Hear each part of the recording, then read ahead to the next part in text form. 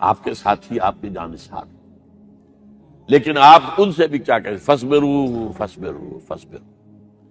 جب ابو جہل بدترین ٹارچر کر رہا تھا حضرت سمیہ اور حضرت یاسر کو رضی اللہ تعالی عنہما، آپ کے علم میں ہے کیسے کیسے ٹارچر کیے؟ جوان بیٹے کو باندھ دیا ایک ستون کے ساتھ، اس کی نگاہوں کے سامنے برہنہ کیا ہے ماں کو۔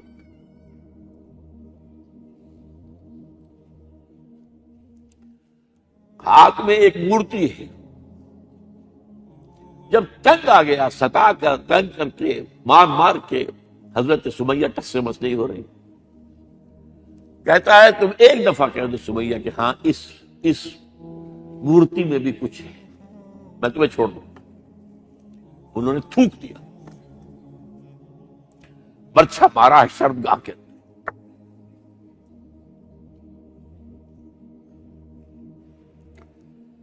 کتنی تکلیف پہنچی ہوگی ان کو، لیکن آپ گزر رہے، اصبروا یا آل یاسر فإن موعدکم الجنہ۔ اے یاسر کے گھر والوں صبر کرو، تمہارے استقبال کی تیاریاں ہو رہی ہیں جنت۔ یہ سیرت کوئی بناتا سناتا ہے، یہ سیرت۔ یاسر کے ساتھ کیا کیا ہے؟ 4 اونٹ نر سانڈ، اور ان کے ساتھ رسے باندھ کر ایک رسے سے ان کا ایک بازو باندھا، ایک سے دوسرا بازو، ایک سے ایک ٹانگ دوسرے سے دوسری ٹانگ، انہیں دوڑایا ہے کہ پرکھتے ہو جیسے۔ یہ دین ایسے ہی قائم نہیں ہوا۔ عدل و انصاف کا نظام ٹھنڈے ٹھنڈے قائم نہیں ہوتا، گھر میں آرام سے بیٹھے ہوئے قائم نہیں ہوتا۔ اور سنیے، 3 برس شیب بنی ہاشم کے تو قید ہے، 3 برس، اور یہاں کی قید پر قیاس نہ کریں۔ یہاں تو جیل میں کھانے کو ملتا ہے، راشن ملتا ہے، جیسا بھی ملتا تو ہے نا، اور لیڈروں کے لیے تو کلاس 1 کلاس 2 کلاس ہے، تو ان کا تو لیڈر تو لوگ جب آتے ہیں جیل کاٹ کر معلوم ہوتا ہے کہ شاید کسی صحت افزا مقام سے تشریف لا رہے۔ وہاں کیا تھا؟ ٹوٹل بائیکاٹ، ایک گھاٹی، ادھر پہاڑ ادھر پہاڑ، دونوں طرف جو ہے پہرے، کوئی کھانے پینے کی چیز اندر نہیں جائے گی، اور پورا خاندان بنی ہاشم، وہ بھی کہ جو ایمان نہیں لائے، وہ قبائلی زندگی تھی نا۔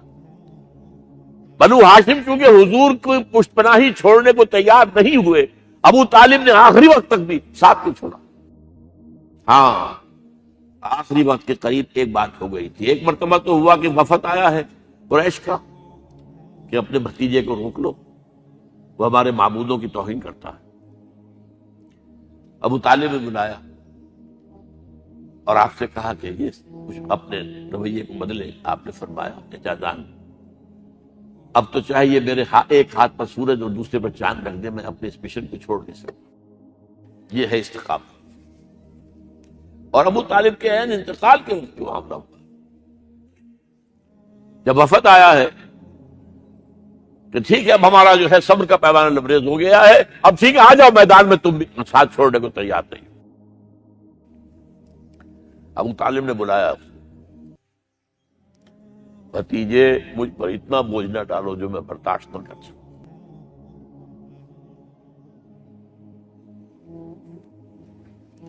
حضور کی آنکھوں میں آنسو آ گئے۔ چچا جان، اب تو یا یہ بات پوری ہوگی یا میں اپنے آپ کو ختم کروں، اسی میں ختم کروں۔ 12 شیب بنی ہاشم میں 3 برس اس حال میں گزرے ہیں، ٹوٹل بائیکاٹ، کوئی کھانے پینے کی نہیں۔ کچھ لوگ تھے شریف النفس، مثلا حکیم بن حزام تھے رضی اللہ تعالی، اور بعد میں ایمان لے آئے۔ حضرت خدیجہ کے وہ رشتہ دار تھے، وہ پہاڑ پر چڑھ کر ایک طرف سے رات کی تاریکی میں، دونوں دروازے تو بند ہیں، پہاڑ پر چڑھ کر چوٹی سے نیچے اتر کے کوئی چیزیں کھانے پینے کی دے آئے۔ کوئی اور ایک آدھ ہوگا ایسا۔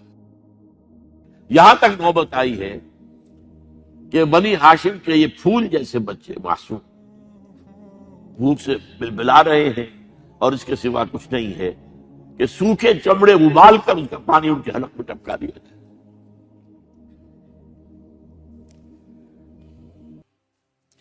اور جو ہوا وادی طائف میں، جب مکے والوں نے فیصلہ کر لیا کہ اب قتل کر، ابو طالب بھی فوت ہو چکے ہیں، اب کوئی اندیشہ نہیں، کوئی خانہ جنگی شروع نہیں ہوگی، کوئی انٹرا ٹرائبل وار نہیں ہوگی، تو آپ طائف گئے ہیں. شاید وہاں کے 3 سردار تھے بڑے، اور یہ طائف اصل میں قریشی کا سمجھیے کہ یہ ان کا گرمیوں کا یہ صحت افزا مقام تھا. یہ تمام جو سردار تھے مکے کے، ان کی جائیدادیں وہاں تھی، باغات تھے، اور وہاں کے بھی 3 سردار تھے. تو شاید ان میں سے کسی کو اللہ توفیق دے دے. وہاں گئے ہیں اور صرف ایک ساتھ ہیں، حضرت زید بن حارثہ. حضرت ابو بکر بھی ساتھ نہیں، سائے کی طرح ساتھ رہنے والا بھی ساتھ نہیں تھا. وہاں جا کر جو آپ نے تینوں سے بات کی ہے، تینوں نے وہ باتیں کہی ہیں جو کلیجے کو چیر جائیں. تمہارے سوا کوئی اللہ کو نہیں ملا تھا رسول بنانے، جاؤ چلے جاؤ. ایک کہتا ہے فوراً چلے جاؤ یہاں سے، اس لیے کہ ہو سکتا ہے کہ تم سچے ہو تو کہیں میں تمہاری توہین نہ کر دوں، اور یہ بھی ہو سکتا ہے تم جھوٹے ہو تو جھوٹے کو میں منہ نہیں لگانا چاہتا.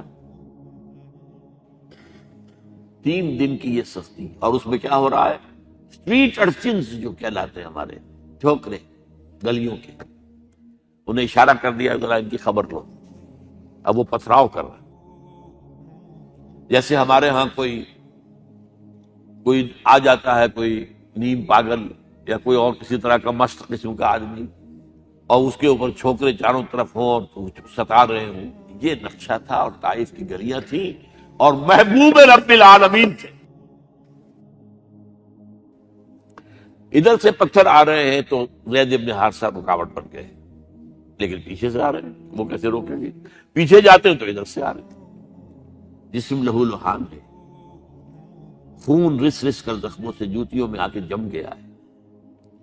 پھر وہاں سے آپ نکل کر گئے ہیں، ایک باغ میں تھوڑی سی پناہ لی ہے تھوڑی دیر کے لیے. جوتے بڑی مشکل سے اترے ہیں، خون جمع ہوا، اور وہ جو پھر دعا نکلی ہے آپ کے کلیجے کو چیر جانے والی ہے.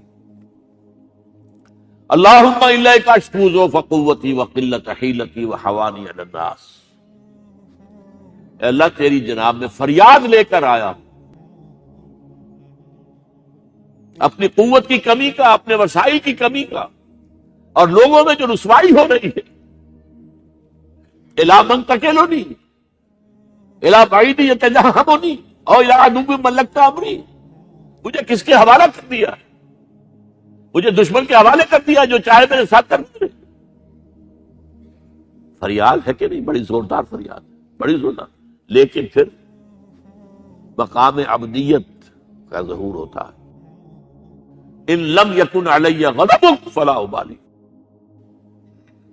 اے اللہ اگر تو ناراض نہیں، مجھے اندیشہ یہ ہو گیا کہ کہیں تو ناراض تو نہیں ہو گیا، کہیں تو نے میرا ساتھ تو نہیں چھوڑ دیا. اگر تو ناراض نہیں تو مجھے کوئی پرواہ نہیں، جو ہو سو سر تسلیم خواہ جو مزاج یار کیا. واپس آئے ہیں تو مکے میں داخل نہیں ہو سکتے تھے، وہاں تو قتل کا فیصلہ ہو چکا. باہر ہی آپ نے ڈیرا لگایا، زید بن حارثہ کو بھیجا فلاں شخص کے پاس جاؤ کہ تم اگر امان میں لے لو محمد کو تو محمد آ جائیں. میں تو میری یہ پوزیشن نہیں ہے، میں قریش کے مقابلے میں امان نہیں دے سکتا. دوسرے کے پاس بھیجا، اس نے بھی کوئی ایسے جواب نہیں دیا. تیسرے کے پاس جب گئے حضرت زید مطعم بن عدی، اس نے کہا ٹھیک ہے میں امان دیتا ہوں محمد کو، آ جائے مکے میں. حضور سے آگے کہا، حضور نے فرمایا نہیں جا کر کہو، آ کر لے کر جا. کیوں؟ کیا پتہ اچانک جو ہے میرے داخل ہوتے کوئی مجھ پر حملہ کرے، قتل کرو. وہ تو یہ کہہ سکے کہ ہمیں کیا پتہ تھا کہ مطعم نے جو ہے امان دی. I never knew it. اب یہ قبیلے کے اندر یہ ہوتا تھا کہ ایک نے امان دے دی، سب کی طرف سے امان. لہذا حضور نے فرمایا آ کر لے کر جاؤ. وہ اپنے 6 بیٹوں کو ہتھیار سجا کر لے کر آیا ہے اور پھر لے کر گیا حضور کو، کہتا ہوا گزر رہا ہے راستے میں، لوگوں سن لو محمد میری امان میں ہے صلی اللہ علیہ وسلم۔ اس لیے آپ کو مکے کے اندر پھر 2-2.5 سال مزید رہنے کا موقع ملا ہے، اور اتنا بڑا احسان آپ نے مانا پھر مطعم بن عدی کا کہ غزوہ بدر میں جب 70 اسیر تھے قریش کے حضور کے پاس، تو آپ نے فرمایا تھا کہ اگر آج مطعم زندہ ہوتا اور وہ سفارش کرتا تو میں ان سب کو چھوڑ دیتا بغیر کسی فدیے کی۔ بہرحال یہ چند باتیں میں نے آپ کو بتائی، باقی تو یہ کہ تار سور ہے کیسی کیسی، اور پھر غزوہ بدر سے پہلے کی رات ہے، اور وہ آپ کا زندگی کا طویل ترین سجدہ ہے اس میں، جہاں تک یہ الفاظ بھی آپ نے کہہ دیا اللہ اگر کل یہ جو 313 یہاں جمع ہیں اگر یہ ختم ہو گئے تو پھر قیامت تک تیرا نام لینے والا کوئی نہیں ہوگا، میں آخری رسول اور میری یہ 15 برس کی کمائی ہے۔ اس وقت کہا حضرت ابوبکر نے، وہ پیردار کی حیثیت سے کھڑے تھے، حسبک حسبک حضور بس کیجئے بس کیجئے۔ بہرحال بدر ہے، احد ہے، زخمی ہوئے، دندان مبارک شہید ہوئے ہیں، خون اتنا بہا ہے کہ بے ہوش ہو گئے ہیں، اور خبر اڑ گئی ہے کہ آپ شہید ہو گئے۔ یہ سب کچھ، اور سب سے بڑھ کر حمزہ کی لاش سامنے آئی۔ کیسی لاش؟ ناک کٹی ہوئی ہے، کان کٹے ہوئے، پیٹ چاک کر کے کلیجہ چبایا ہوا، کس طرح برداشت کیا ہوگا آپ نے؟ اپنے اوپر تاری کر کے دیکھیں، یہ حمزہ کون ہے؟ چچا ہے، دودھ شریک بھائی ہے، خالہ کا بھائی ہے، ساتھ کا کھیلا ہوا ہمجولی ہے، اور اس کی لاش ہے۔ جو قلب اطہر پر بیت رہی تھی وہ مدینے میں آ کر ایک بڑا ماحول بدلا ہوا تھا، تب وہ بات سامنے آ گئی۔ جب آپ مدینے واپس تشریف لائے ہیں تو ظاہر بات ہے کہ زیادہ انصار کے لوگ تھے جو شہید ہوئے تھے۔ بدر میں مہاجرین تو میرے خیال ہے 4تھائی تھے نمبر کے اندر، 3/4 تو انصاری تھے۔ اسی طریقے سے عہد کے اندر معاملہ، تو مختلف گھروں سے عورتوں کے بین کرنے کی آوازیں آ رہی تھی، اس لیے کہ اس وقت تک بین کرنا حرام نہیں تھا، قرار دیا گیا تھا، ممنوع نہیں تھا۔ آوازیں سن کر حضور کی زبان مبارک سے نکل گیا اما حمزہ تو فلا بواکی لہو، حمزہ کے لیے تو کوئی رونے والی بھی نہیں ہے۔